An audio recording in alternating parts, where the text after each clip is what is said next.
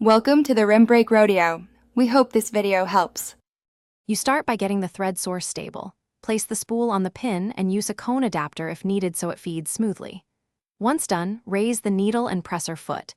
This opens the tension path and makes threading accurate. Feed the thread through the top guides into the 1/2 tension area and loop it across the take-up arm. This preloads thread into the machine. Make sure it sits in each guide. Smooth tension now prevents skipped stitches later. Now you lead the thread down the front plate, following the numbered threading path. The Bernina Q16 is deliberate, so match each guide. Next, either use the built-in automatic needle threader or position the thread by hand through the needle eye. If you use the threader, pull the trigger steadily.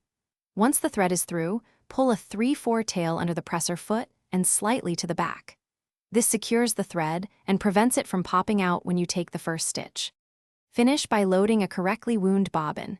Make sure it unwinds counterclockwise so the hook grabs consistently. Once the bobbin is seated, turn the handwheel toward you or press the needle up function to bring the top thread down and pull the bobbin thread up. Both threads should be under the presser foot. Set your stitch length and run a quick scrap test. If stitches look tight or looped, adjust top tension one click at a time. That single tweak usually fixes common issues. Thanks for watching. Consider subscribing if we helped you.